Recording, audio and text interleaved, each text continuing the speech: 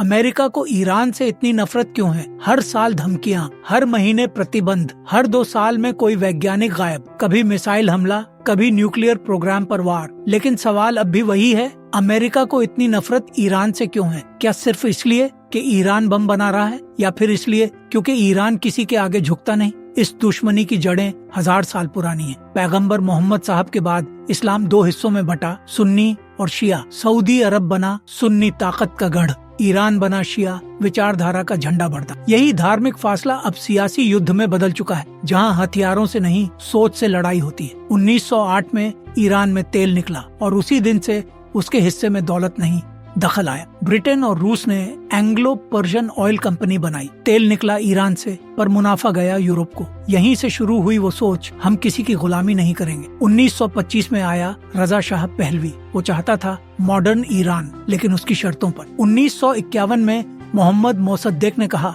तेल हमारा है तो हक भी हमारा होगा। अमेरिका और ब्रिटेन ने बर्दाश्त नहीं किया। CIA और MI6 ने 1953 में तख्ता पलट करवा दी। शाह की तानाशाही लौट आई और ईरान की नफरत अमेरिका से पक्की हो गई। एक मौलवी आया, आयतुल्लाह खोमैनी, देश से निकाला गया, लेकिन वापस लौटा तो पूरा सिस्टम पलट गया। 1979 में इस्लामिक क्रांति हुई, शाह भाग गया और देश बना इस्लामिक रिपब्लिक ऑफ ईरान। अब ना कोई राजा, ना अमेरिका की चलने वाली थी। ईरान ने कहा, अब इस्लाम के नाम पर राज चलेगा, और अमेरिका को ये बिल्कुल मंजूर नहीं था। अब ईरान ने सीधा हमला नहीं किया, उसने प्रॉक्सी बनाए। लेबनान में हिजबुल्लाह, गाजा में हमास, यमन में हुती। सऊदी और अमेरिका को हर मोर्चे पर टक्कर मिलने लगी। जंग अब विचारों की थी, लेकिन बारूद असली था। ईरान ने परमाणु प्रोग्राम शुरू किया। वो कहता है, हम अपनी सुरक्षा के लिए कर रहे हैं। अमेरिका कहता है, ईरान बम बनाएगा तो पूरा मिडिल ईस्ट जल जाएगा। सैकड़ों प्रतिबंध लगे, वैज्ञानिकों की हत्या हुई, लेकिन ईरान नहीं रुका, क्योंकि ये उसके लिए अस्तित्व की लड़ाई है। 13 जून